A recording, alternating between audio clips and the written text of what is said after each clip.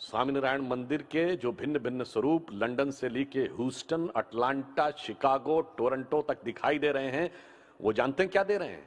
वो किसी को दबाने के लिए नहीं, किसी को प्रभाव में लेने के लिए नहीं, प्रेरणा देने के लिए प्रतीक बन रहे हैं। यह संकेत है कि संपूर्ण विश्व में यदि हम आगे बढ़ेंगे, we will rise in 21st century not to dominate the world but to motivate the world. इसीलिए यदि हम यह कहें कि हमारे प्रधानमंत्री श्री नरेंद्र मोदी जी ने स्वतंत्रता दिवस के ऊपर कहा था कि यह स्वतंत्रता का अमृत महोत्सव है, परंतु यह अमृत महोत्सव वर्ष समाप्त नहीं हो रहा।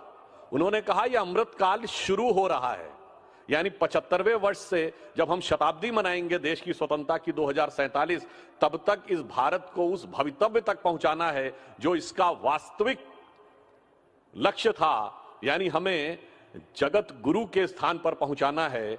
और गुरु और पावर में जानते क्या अंतर होता है? आप किसी शक्तिशाली व्यक्ति के बगल में खड़े हों तो आप थोड़ा ठिठका हुआ, थोड़ा संकोच में, कभी कभी दबा हुआ महसूस करते हैं, पर जब गुरु के बगल में खड़े हों उत्साहित, आनंदित, आह्लादित और उठा हुआ महसूस करते हैं।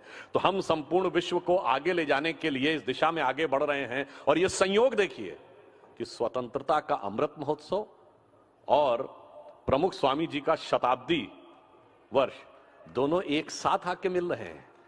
यह नियति का संकेत है कि यदि अमृत काल चल रहा है तो अमृत की बूंद का प्रारंभिक पदार्पण यहां पर दिखाई पड़ रहा है।